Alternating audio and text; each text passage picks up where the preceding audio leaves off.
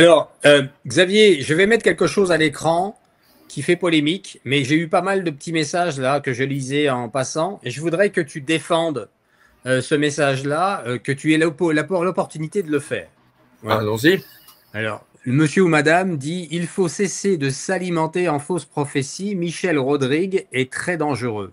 Il est en grave désobéissance avec son évêque et il est en train de fonder une secte dans 3 zones. Bon, alors ma réponse à cela, avec joie. Monsieur Prinergia, je ne sais pas quel est votre nom, mais je vous remercie en fait pour ceci, car vous nous aidez à clarifier les choses. Premièrement, le révérend Père Michel Rodrigue n'est nullement en désobéissance à son évêque. Son évêque a écrit 2 lettres où il dit simplement, ça s'appelle un disavow en anglais, où il dit clairement qu'il ne reconnaît et ne croit guère dans les prophéties du révérend Père Michel et que ces prophéties et ces expériences ne sont point appuyées ou soutenues par le clergé local. Cela étant, c'est noté. Il n'y a aucune, comprenez bien, parce que j'ai, contrairement à l'immense majorité des détracteurs du révérend Père Michel, j'ai pris non seulement la peine de me payer un ticket d'avion jusqu'au Québec pour aller interviewer le Père Michel à 5000 kilomètres de chez moi, où j'ai pu appeler l'évêché local du révérend Père Michel, qui est non seulement francophone, mais anglophone. Et je leur ai demandé en 2 langues quel était le statut ou l'état du révérend Père Michel vis-à-vis de l'évêché local. On m'a répondu en anglais, he is a priest in good standing with the local bishop and with the Roman Catholic Church. Je vais traduire. Le Père Michel est en bonne position, est en position de droit et correcte, sans condamnation quelconque par son évêché local ni par l'Église catholique. C'est un prêtre qui aujourd'hui n'a pas reçu l'instruction de silence. C'est un prêtre qui a le droit de célébrer la messe et d'écouter les confessions. Il ne faut pas se tromper. Donc, premièrement, cette déclaration est fausse. Et je comprends pourquoi les gens de bonne volonté, de bonne foi, puissent croire cela, parce que tous les détracteurs, tous les amateurs de pacotille, tous les théologiens d'opérette, qui se sont lancés dans des campagnes éhontées contre le révérend Père Michel, n'ont pas fait leurs études correspondantes. J'ai eu l'avantage, et je peux vous dire que tous les prêtres avec qui je suis encore en contact, qui ont travaillé avec l'abbé Laurentin, soutiennent inconditionnellement le Père Michel Rodrigue, car les messages qu'il apporte sont parfaitement en synchronité avec le dogme de la foi catholique. Or, contrairement à tous les détracteurs qui se sont mis en campagne contre le révérend Père Michel, j'ai pris la peine de suivre le protocole du révérend Père, de l'abbé René Laurentin, en me déplaçant personnellement jusqu'au Québec pour rencontrer et parler avec le Père René Laurentin, le Père Michel en personne pendant des heures. J'ai pu parler avec les frères, les moines qui travaillent avec lui main dans la main. J'ai pu interviewer d'innombrables laïcs qui vont à sa messe et qui ont donné foi et témoignage du fait que le Père Michel n'a jamais prononcé une seule prophétie qui ne s'est pas passée, n'a jamais donné de date, contrairement à ce que des légions de chaînes, podcasts anglo-saxonnes et francophones ont déclaré avoir dit. C'est un mensonge. Et je vous rappelle que Satan est le prince du mensonge. Je mets ma réputation sur la ligne. Je donne foi et je donne témoignage. Ayant utilisé le protocole, qui est un protocole sévère, de l'abbé René Laurentin. Je suis allé là-bas. J'ai pu voir de mes yeux, écouter de mes oreilles, les dires des fidèles, les dires des moines, les dires du Père Michel lui-même, parce qu'on ne peut pas s'attaquer à quelqu'un qui ne peut pas se défendre. C'est une lâcheté et de plus une contradiction avec notre foi. On ne peut pas condamner quelqu'un sans lui donner l'opportunité de se défendre. L'avez-vous fait, monsieur ou madame? Je le doute. Moi, je l'ai fait. De plus, oui, dis-moi, continue. Je t'en prie. Non, continue. Excuse-moi si je suis véhément. Ça fait 2 ans et demi que je défends le Père Michel en français, en anglais, en espagnol, et je m'égosille à répéter les mêmes choses. Je m'égosille de dire qu'il est dangereux. Pourquoi? Parce que comprenez bien contre qui vous vous opposez.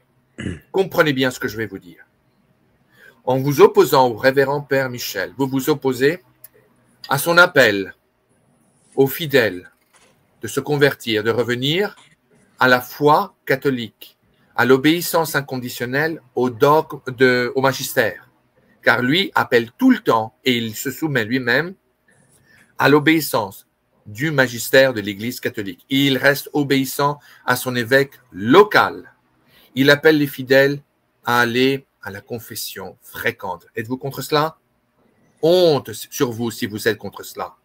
Il appelle les fidèles à aller fréquemment, le plus souvent possible, si possible tous les jours, à recevoir la Sainte Communion en état de grâce, en état de pleine conscience que vous recevez la véritable personne de notre Seigneur Jésus-Christ. Êtes-vous contre cela? Si vous l'êtes, honte sur vous.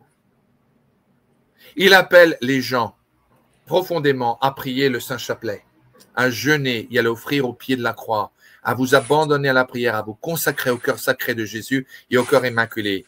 Êtes-vous contre cela? Car si vous vous opposez au Père Michel, vous vous opposez à cet apostolat-là.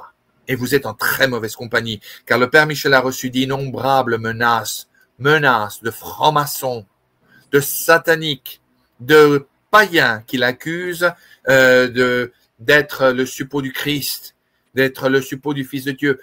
Voilà contre qui vous vous opposez. Réfléchissez 2 fois, prenez conscience de ce que vous dites avant d'ouvrir la bouche. Faites vos investigations avant de déclarer publiquement ce que vous dites. Et surtout, en empruntant les paroles de notre Seigneur Jésus-Christ, que celui d'entre vous qui n'a jamais commis de péché prenne la première pierre et la lance contre le révérend Père Michel. D'attaquer, de diffamer, d'essayer de détruire l'image d'un homme que vous ne connaissez pas, dont le travail vous ne connaissez pas, n'est-ce pas, est un péché grave. Surtout quand vous ne lui donnez aucunement la moindre opportunité de se défendre. Il est très facile d'attaquer ceux qui ne disent rien, surtout ou d'attaquer dans l'ombre ou derrière le dos de quelqu'un. C'est une lâcheté. Une lâcheté. Et je dirais même plus, un antichristianisme. Ce n'est pas ce que notre Seigneur Jésus-Christ nous a enseigné de faire. Il nous a enseigné miséricorde, aimez vos ennemis, et si vous êtes frappé sur une joue, offrez la seconde. Pardon, mais c'est vraiment la merci fatigue. Xavier, au moins c'est clair parce que je voulais clarifier ça parce que j'ai eu pas mal de messages. Mais pour terminer avec le Père Michel, justement, mais dans les grandes lignes parce que ça pourrait être long, j'en suis sûr. C'est pour toi que je dis ça, moi j'ai le temps. Les personnes qui ont encore, qui sont arc-boutées sur le fait qu'il aurait annoncé le décès de Benoît XVI. Encore tu peux revenir. Cette histoire. Ouais, on va revenir, mais jusqu'à quand? Mais jusqu'à quand cette histoire? J'ai dû le répéter 1000 fois, dans toutes les langues du monde. Je vais le faire. La seule chose qui manque, c'est le papou. Si tu veux, je vais apprendre rapidement la langue et je vais le traduire en papou. Mais il faut vraiment le faire. Il faut vraiment le faire. Bon, je vais le faire encore une fois. Bon sang de bonsoir. Bah, écoutez, la bonne chose, c'est que quand je vais mourir, direct au ciel je vais, parce que ça, c'est mon purgatoire. Honnêtement, c'est absolument incroyable qu'on en revienne à cette vieillerie, parce que c'est devenu une vieillerie. Voilà ce qui s'est passé. On va recommencer. Allez, c'est reparti pour un tour. Pardon, encore une fois, c'est que ça fait 2 ans et demi que j'ai essayé d'expliquer sur toutes les ondes ce qui s'est vraiment passé. Le Père Michel, en 2019-2020, avait fait effectivement la prophétie qui lui avait été donnée, qui lui avait été dite par Dieu le Père, qu'effectivement, les 2 papes mourraient tous les 2 martyrs, commençant par le pape François, qui mourrait martyr avant le pape émérite Benoît. Et que peu de temps après, une fois le pape François essaierait de s'évader, de quitter Rome rapidement, il ne réussira pas, il sera attrapé par des forces d'invasion, il sera exécuté. Le pape Benoît essaiera, bien que très faible, de réunir l'Église et de réorganiser la hiérarchie et d'essayer de s'échapper en même temps. Il sera attrapé lui aussi et exécuté. Voilà quelle était la prophétie qui avait été donnée au révérend Père Michel en 2020. Bon. Et évidemment, nous savons que cela ne s'est pas passé ainsi. Qu'est-ce qui s'est passé? Quand j'ai écouté, moi, la première fois que j'ai entendu tout cela, c'était dans une chaîne américaine qui repassait fréquemment tous les discours du père Michel Rodrigue. Bon, cela ne s'était pas passé car nous savons qu'effectivement, le 31 décembre 2022, le pape Benoît avait disparu, était mort. Le 31 décembre, pardon, 2022. Qu'est-ce qui s'est passé? Dès que la nouvelle s'est faite partout, moi je me rappelle, j'étais ici aux États-Unis en train d'écouter les nouvelles, je me suis dit, bon sang de bonsoir, mais qu'est-ce qui s'est passé? C'est pas du tout ce que le Père Michel avait annoncé, mais j'avais un énorme avantage, j'ai un énorme avantage, l'expérience.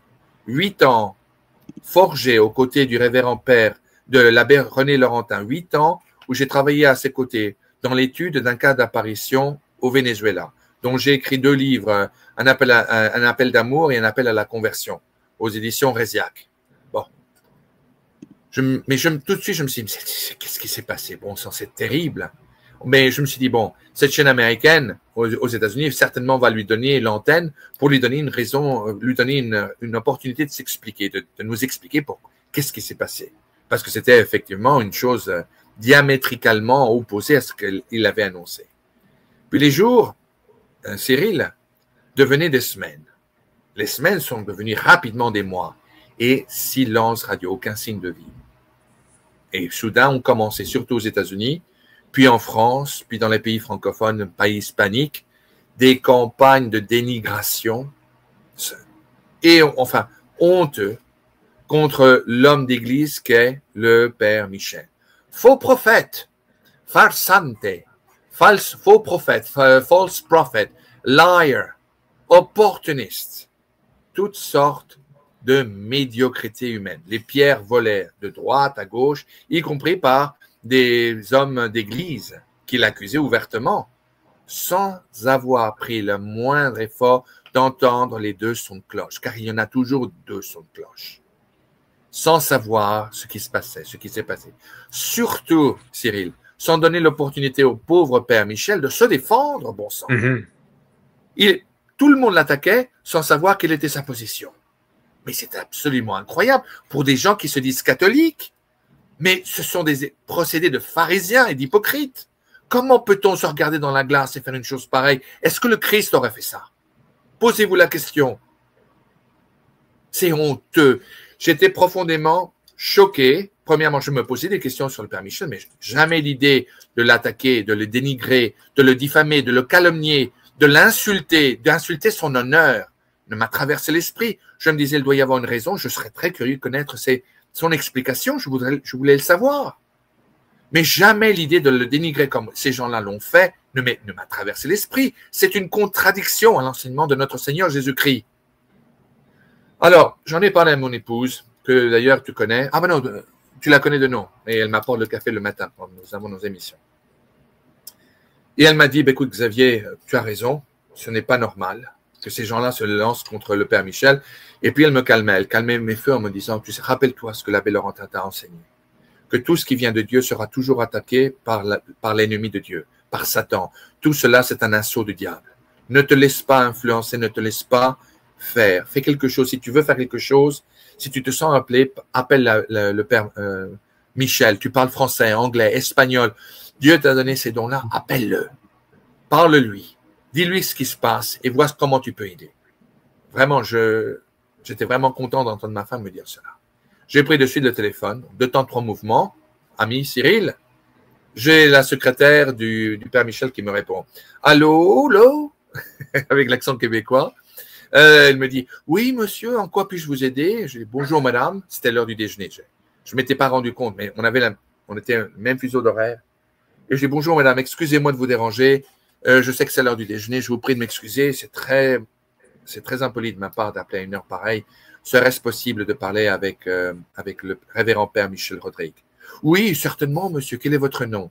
Mon nom est Xavier Héral. Elle m'a dit aussi, oh, vous êtes le Xavier Héral de YouTube? Parce que je faisais à l'époque beaucoup de une campagne de promotion de mon livre, Revelations en anglais. Je dis oui, madame, en effet. Oh, quelle joie de vous entendre. Nous vous écoutons, nous sommes tellement contents. Elle était un amour. C'est un petit ange sans aile. Son nom est Denise. Un petit ange sans aile. Il m'a dit, je vais aller chercher le Père Michel. Alors, elle, clac. Elle claque contre la porte. Et on entend le son de ses talons faire clac, clac, clac, clac, clac, clac. On voyait qu'elle courait. Elle revient et j'entendais le père Michel dire à Denise, bah, merci Denise, vous pouvez fermer la porte, j'ai le téléphone. Oui, merci mon père, racontez-moi. J'avais fermé la porte. Allô, monsieur Héral? Oui, bonjour mon père, comment allez-vous? Très bien, c'est un plaisir de vous entendre. Je lui réponds, c'est un honneur de parler avec vous, mon père. Excusez-moi d'avoir interrompu le déjeuner, mais je vous téléphone parce que, voyez-vous, j'ai pris une énorme liberté. Vous ne me connaissez pas, ni d'Adam ni d'Ève, mais je pris la liberté de vous appeler après avoir beaucoup réfléchi, car je suis certain qu'il ne vous a pas échappé ce qui est dit à votre sujet sur les chaînes américaines, certaines chaînes francophones et hispaniques. Un long silence. Il me répond oui. Je suis parfaitement au courant, ça ne m'a pas échappé, mais soyez sans crainte, monsieur Héral, je suis en paix, car je n'ai rien à me reprocher. J'ai été fidèle aux instructions que Dieu le Père m'a données. Alors je lui dis, bon, je vous comprends, mon père, mais je me permets de vous appeler car je veux vous faire savoir que cette campagne de détritus à votre égard continue sans fin. Et qu'en fait, d'innombrables fidèles qui ont mis du stock en vous, dans les messages que vous avez apportés, vont finir par interpréter votre silence comme une admission de culpabilité. Je vous invite, et cela est la raison de mon appel, à considérer une invitation de ma part à vous donner une antenne. Et je ne comprends pas pourquoi les gens de cette chaîne américaine ne l'ont pas encore fait, n'est-ce pas? Mais je tiens à vous offrir celle de certains de mes amis, de capitaines de chaînes podcast qui m'ont fait l'honneur de m'inviter pour faire une promotion de mon livre sur les apparitions et les messages de la Vierge Marie. Ah, il m'a dit, ben, vous savez, cette chaîne en question m'a totalement abandonné. C'est pour ça que je n'ai pas pu m'expliquer. Personne ne m'a offert une chaîne. On est en quelle année, là? On est en quelle année? On est en 2023, mon bon ami. Donc, il m'a dit, personne ne m'a offert une chaîne et les amis d'antan m'ont totalement abandonné. Alors, je leur ai dit, ben, écoutez, vous n'avez qu'à me dire le mot. Si vous le voulez, je m'organiserai en 2 temps 3 mouvements pour organiser qu'un plateau vous donne un micro et vous puissiez donner votre version des choses. Car en effet, le silence sera interprété comme une admission de culpabilité, mon père. Alors, le père Michel m'a répondu, ben, écoutez, je vous remercie du fond du cœur. Vous êtes le premier, probablement le dernier à m'avoir fait cette offre, mais je ne fais rien sans que Dieu le Père m'en donne la permission. Je vais le lui demander et je vous ferai savoir. Mais je tiens à vous expliquer, monsieur Héral, ce qui s'est passé. Je lui ai répondu de suite, mon père, vous ne me devez aucune explication. Ce qui vous a été fait à travers toutes ces calomnies sans nom, je l'ai déjà vu se passer à Medjugorje contre les voyants de Medjugorje et j'ai vu le père Michel, l'abbé René Laurentin défendre ses enfants contre toutes sortes d'accusations, toutes plus viles les unes que les autres. Il n'y a pas d'excuse pour ce qu'on vous a fait. Même si vous vous êtes trompé ou si vous avez mal interprété, c'est honteux. Vous ne me devez aucune explication, mon père. Père Michel m'a dit, écoutez, tout cela est à votre honneur et je vous en remercie, mais j'insiste. Je voudrais que vous sachiez ce qui s'est passé. J'ai dit, ben, je suis à vos ordres, mon père, comme vous voulez.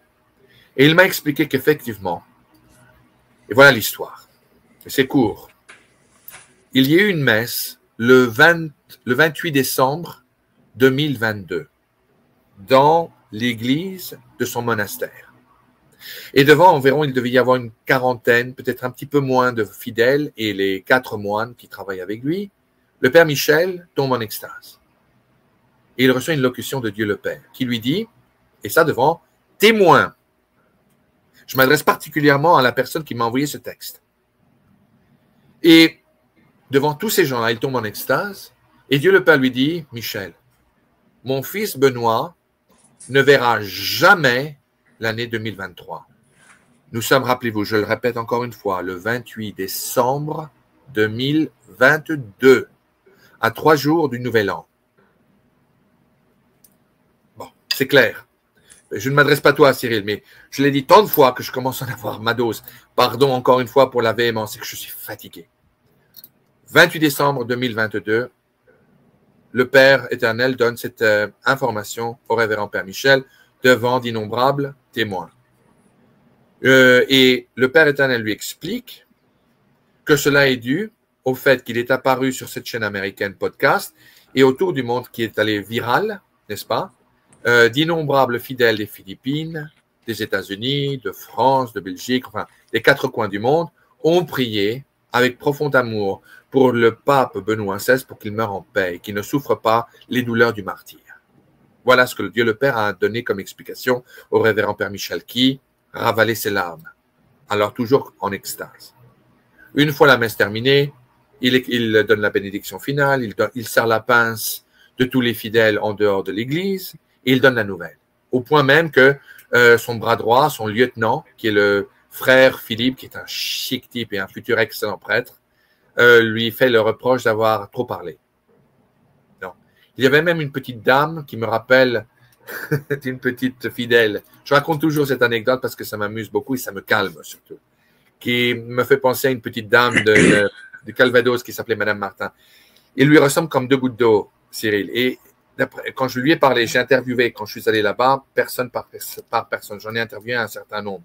Et il lui aurait dit, « Ah, mon père, surtout, il ne faut pas dire cela. Il ne faut pas dire cela. Il y a des gens qui sont très vilains, et qui, si Dieu ne le permet pas, s'il change son opinion encore une fois et que le pape continue à vivre au-delà du 1er janvier, diront que vous avez menti. Ils sont très vilains. Ne dites, il ne faut surtout pas le dire. » Le Père Michel, comme toi en ce moment, sous sa barbe, commençait à rire, n'est-ce pas? Comme tu le fais derrière ton doigt en ce moment. Il avait le rire facile. Il avait le rire facile. Il a dit, ne vous inquiétez pas, ma fille. Si je suis avec Dieu, de qui devrais-je avoir peur? N'est-ce pas? Voilà sa réponse. Avec le panache d'un véritable mousquetaire de chez nous. Et effectivement, tout le monde était nerveux. Surtout les 4 frères qui l'avaient entendu dire cela. C'était risqué. Il avait littéralement lancé les dés en plaçant toute sa foi sur cette expérience qu'il venait d'avoir.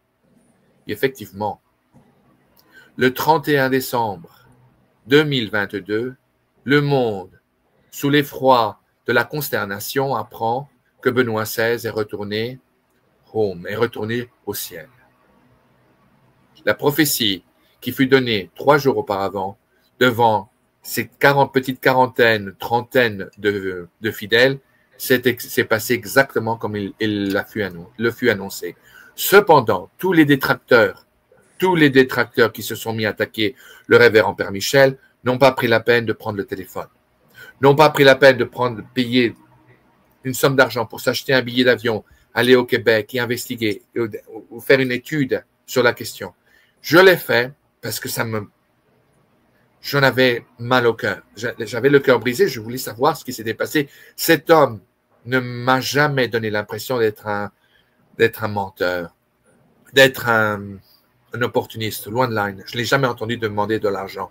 C'est un homme qui me donnait l'impression d'être profondément consumé d'amour pour notre Seigneur Jésus-Christ, pour la Vierge Marie comme une mère adoptive, et un amour sans limite et inconditionnel envers l'Église. Comment est-ce qu'un homme pareil aurait pu mentir? Ou se tromper? Peut-être. Mais voilà quelle était l'explication. Alors, 24 heures plus tard, je parle à mon ami John Henry Weston. J'ai appelé une quantité de chefs et de capitaines de différentes chaînes. J'ai appelé Taylor Marshall. J'ai appelé quantité d'autres personnes. Le seul qui m'a tout de suite répondu, c'était John Henry Weston, qui est une personnalité anglophone, canadien, une personnalité canadienne qui est très connue partout dans le monde nord-américain, dans les cercles catholiques, qui m'a dit, Xavier, pas de souci, c'est effectivement très vil ce qui se passe. Tu lui dis de venir de chez moi. Ils viennent chez moi d'abord. Cela serait un honneur pour moi, mais je veux que ce soit toi qui le présente et qui explique la situation. Je dis, ah non. Si j'apparais, je vais révéler tous les secrets ici sur ta chaîne, hein, Cyril. Et j'avais dit à John Henry, si j'apparais, je vais apparaître comme son babysitter, son garde du corps. Je ne vais pas lui rendre un service. Il faut qu'il se débrouille, qu'il se débatte lui-même. Sinon, il perdra crédibilité. John Henry dit, non. Je veux que tu le fasses, c'est ta place et personne. Il a été très gentil, il m'aime beaucoup, donc il m'a couvert de compliments en disant, je pense que tu devrais le faire. Restons-en là. J'ai accepté, je ne pouvais pas lui dire non. Alors, le Père Michel est arrivé le lendemain. Il était content. Dieu le Père lui avait donné l'autorisation de le faire. C'était maestria. Il parlait toujours avec son rire facile, sa gentillesse évidente. Et il avait expliqué publiquement Et jusqu'à ce jour, les téléspectateurs continuent à augmenter. On en est à 300 et quelques mille, presque 400 000 téléspectateurs qui continuent à ce jour à voir la même émission de John Henry Weston. 400 000, presque, on arrive bientôt à un demi-million. Mais on a propagé ça partout. Tout de suite, les invitations ont suivi. Ça a été viral, Cyril. C'était avant que je te connaisse.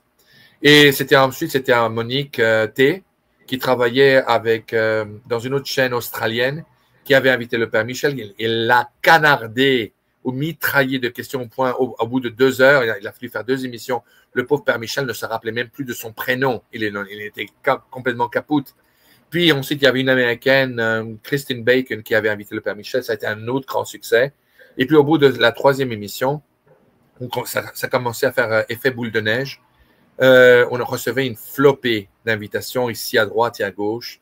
Et là, le Père éternel s'était prononcé, s'était manifesté auprès du Père Michel, lui a dit, ça suffit. Tu as suffisamment parlé, tu t'es exprimé. La vérité maintenant est claire. Maintenant, c'est à mes enfants de faire peser le pour et le contre et de déterminer ce qui est vrai de ce qui est faux, du mensonge de l'ennemi. Cela, je l'ai dit 1000 fois. Et je te demande pardon, et je demande pardon même à tes téléspectateurs de m'être emporté. C'est que au bout de 2 ans et demi, de répéter la même chose, c'est épuisant. Et j'ai moi-même été attaqué pour être coupable du crime impardonnable de défendre un homme innocent. C'est épuisant. Je regrette, mais tu sais, je ne suis pas fait de métal, je ne suis pas un ordinateur, je suis fait de chair et en os, et en plus, je suis gaulois, français. Donc, être français, c'est dans notre tempérament, tu sais, on a un point de limite. La mienne a été traversée il y a déjà belle lurette. Pardon. Merci Xavier. Non, tu n'as pas à te pardonner. Au moins, c'est clair. Et je tenais à le faire parce que je me rendais compte qu'il y avait peut-être un besoin. Et là, au moins, ça a été clarifié.